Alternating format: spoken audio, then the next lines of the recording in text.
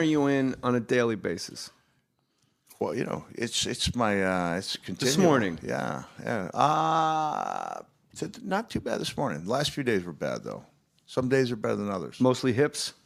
It's what? It's weird. It's hips, it's knees, it's sciatic nerve. I was talking to Ron Simmons a couple of days ago. I was like, man, I used to really. You want to switch out this mic real quick? We're high tech.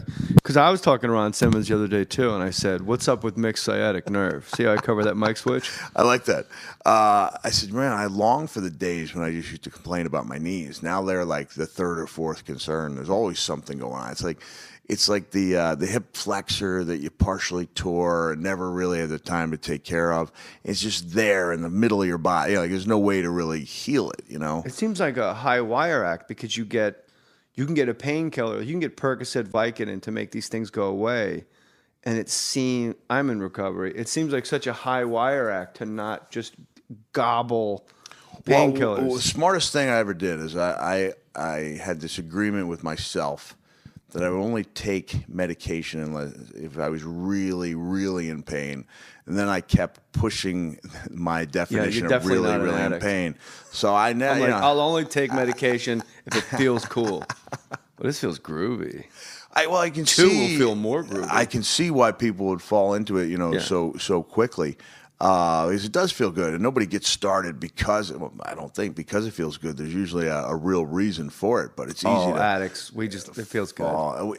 Even from the First onset, time you that's sip why. a rum and coke when you're 14 at your sister's wedding, you go, "This is nice." You Cactus Jack Manson, because Cactus Jack wasn't spooky enough. You had to put Manson on the end. Cactus Jack Foley, Dude Love, my personal favorite, Mankind Cactus.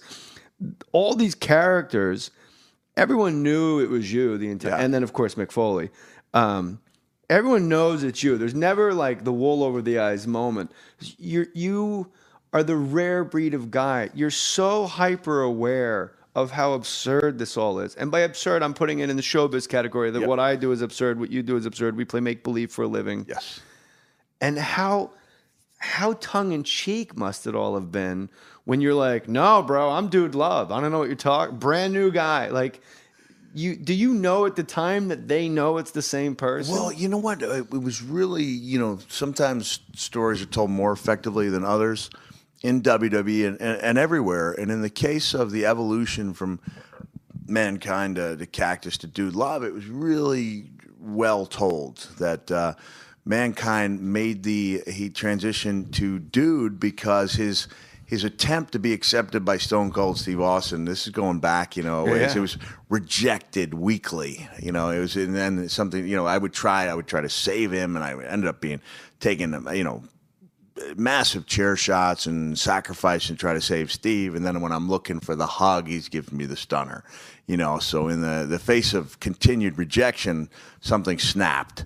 And I reverted back to Dude Love, who Vince McMahon had only become aware of through a series of interviews I did with Jim Ross. And it had always been told to me, when I got to WWE, they said, you can't really be a big star here until Vince McMahon becomes a fan of yours.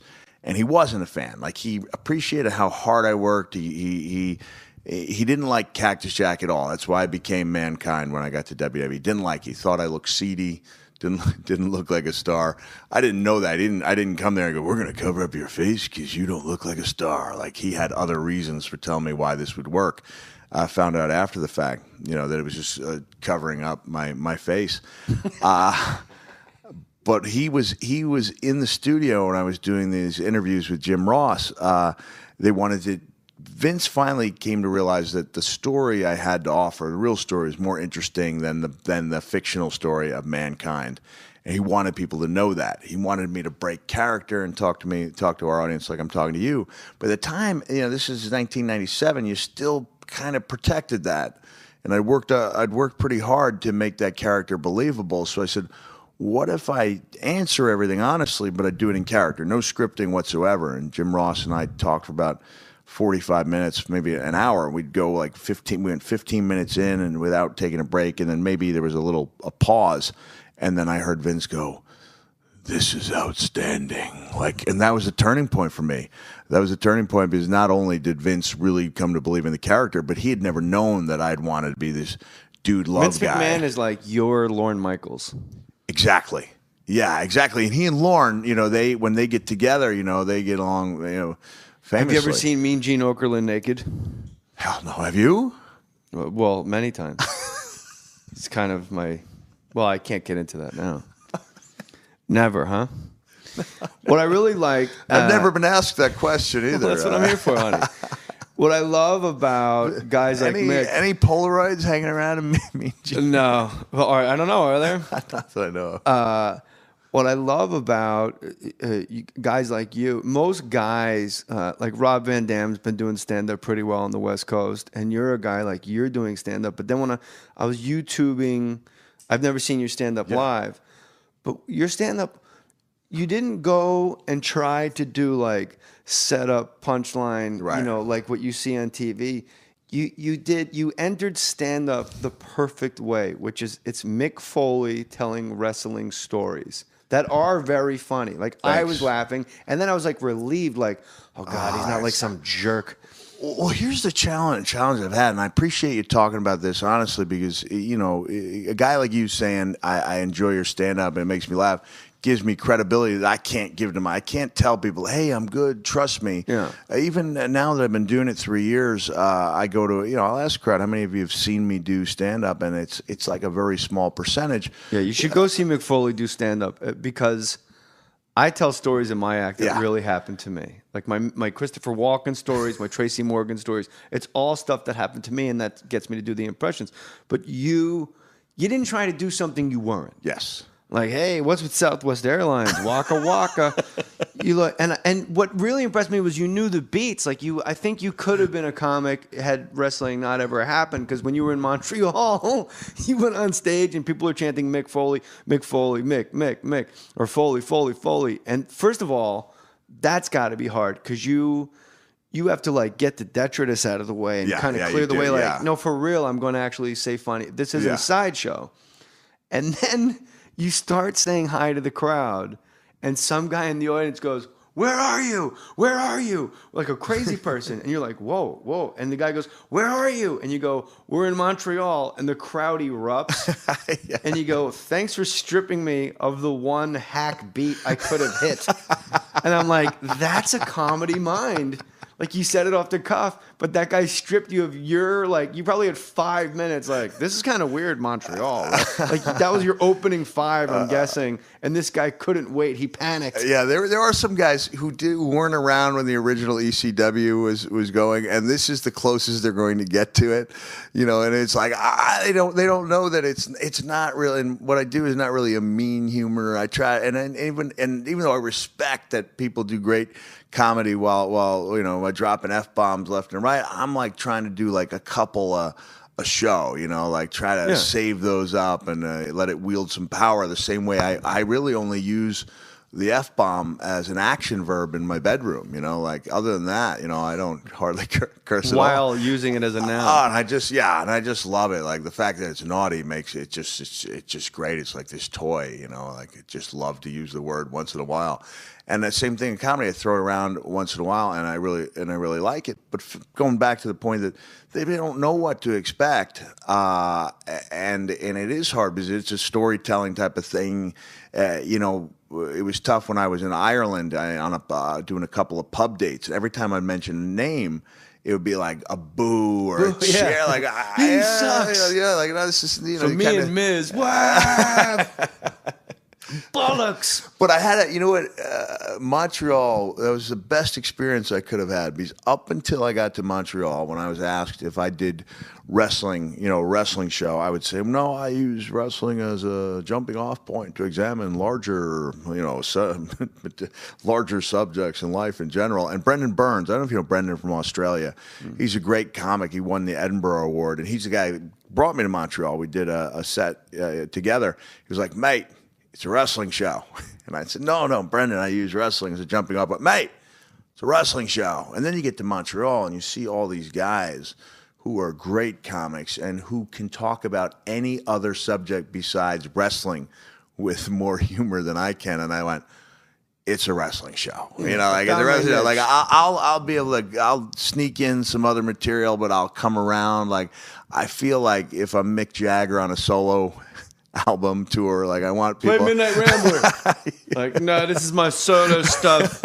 Caught between a rock and a hard place. It will not be played tonight. Like, well, we don't really care about work. And she's the boss. There you go. Play the Stones, you idiot. You know where I'm at. You know where and then I'm you know at. what? He caved. Mick Jagger's up there going, shattered. All right, Senor Australia. But if he gives him enough it's of a that, Rolling Stone show, mate. It's a Rolling Stone Exactly. No, it's a Mick Jagger show. No, mate, it's a Rolling Stone show. Why don't you open with brown sugar? I don't know what accent that was. It's great. It's great. It's better. You told me before you saw me doing my story about the kid who's the big wrestling fan, and I was doing the British accent, and it was morphing between Dick Van Dyke's horrible Mary Poppins accent, and he veered into being like all a day for Matt. But Mary. what happened? Because this is a good story. You know, the guy aired it. I was like, oh man, I didn't want him to air it because I'm glad you liked it. And you know what? You realize, you know, a couple of standbys. I try to change. I used to think I had to change material for every show. Like people are going to be there. I got to change it. I got to do 100% different show. And I went to London and did 3 shows in London last March, and I did 100% different show every night. And the people that benefited from that were maybe the 3 people who went to all 3 shows, and it was the other 99% too much work for who didn't get the show I could have given them. Like the Eagles, play the hits. Nobody wants to hear the new stuff from the Black Crowes. They want to hear Remedy. But it's I'll disagree with you there, because I love to see like a solo act go out there and love playing, you know, like Jack White won't play the White Stripe stuff when he plays solo. But that's also his new stuff is incredible. Yeah, and he's such a virtuoso. And like when Keith goes out on his own, he's been in the shadows. Sort of Mick. So you're super fired up to hear Keith's solo stuff or like Ronnie Wood's solo stuff. But you know, when Mick goes out solo, it's like, nah, bro. Mick Jagger. You have a problem with She's the Boss? I actually like She's the Boss. What was the one where he covered the Bryan Adams song? God gave me oh God! I wish I had my computer. Why am I giving Mick Jagger free publicity here? I mean, this is let's talk about Mick Foley and go to Amazon and order Most Miserable Christmas and get Mick Foley's books. The bit you saw is actually an old. But it really happened. It's an old It's an old wrestling story that I kind of colored up and turned into a story and made kind of believable, because I will say there was this dirty looking kid, a big wrestling fan. He was kind of a dirty, scroungy looking kid. Is he here tonight? Is it Look, and then it's the idea is that. But then you're in Sarasota, Florida, and they're like, "Why would a British kid be here?" Boy, this guy's rusty. And I don't know. I don't do. Should I give away the whole bit here at the old wrestling story? Well, if we keep calling it a bit, it's not going to really play. So let's not do then, man. And this really happened, right? Yeah. You're like, nah, it's an old wrestling story. Yeah, about the kid who. But do it, because I want to hear your voices. Mick, he had the big smile, like the biggest wrestling fan in the world, and then I couldn't help but notice that when I got closer to the child, the smile disappeared, and I said, "Hey, how you doing there, fellas? How are you, Mick? What's wrong, man? Turn that frown upside down." He said, "No, it's nothing." I said, "No, obviously something's bothering you." He said, "It's just that one I heard a WWE superstar was coming to London. I was hoping it wouldn't be you." So that's great. Why is that? He goes, "Well, no, don't get me wrong, Mick. It's not that I think you're overrated and you only use fire and barbed wire to cover up for the fact that you couldn't really wrestle." I said, "Oh, good. Glad it's not that. It's not the fact that I agree with Ric Flair. You were an overhyped stuntman who couldn't do anything." "Okay, great. Why don't you run along, go home to your mom?" He goes, "I can't go home to my mom." I said, "Why not?" He goes, "My mom beats me." I said, "Oh, crap." I said, "Oh, geez, that's tough. Can you go home to your dad?" "My dad beats me." And I said, he sees the look of confusion on my face. "Don't you get it, Mick? That's why I was hoping when a WWE superstar was coming to London, that it wouldn't be you. I was hoping it'd be Al Snow." I said, Al Snow, like, all right, I understand you've had a tough life. Like, your dad beat you, your mom beat you, but why in the world would anyone want to live with Al Snow? And the little guy looks at me and goes, because Al Snow has never beaten anyone. It's a great story. Been from the First onset, time you that's sip why. a rum and coke when you're 14 at your sister's wedding, you go, this is nice. You, Cactus Jack Manson, because Cactus Jack wasn't spooky enough. You had to put Manson on the end. Cactus Jack Foley, Dude Love, my personal favorite, Mankind Cactus. All these characters, everyone knew it was you the entire, and then of course Mick Foley. Everyone knows it's you. There's never like the wool over the eyes moment. You are the rare breed of guy. You're so hyper. I had this agreement with myself that I would only take medication unless if I was really, really in pain. And then I kept pushing my definition of really, really in pain. So I know, I'm like, I'll only take medication if it feels cool.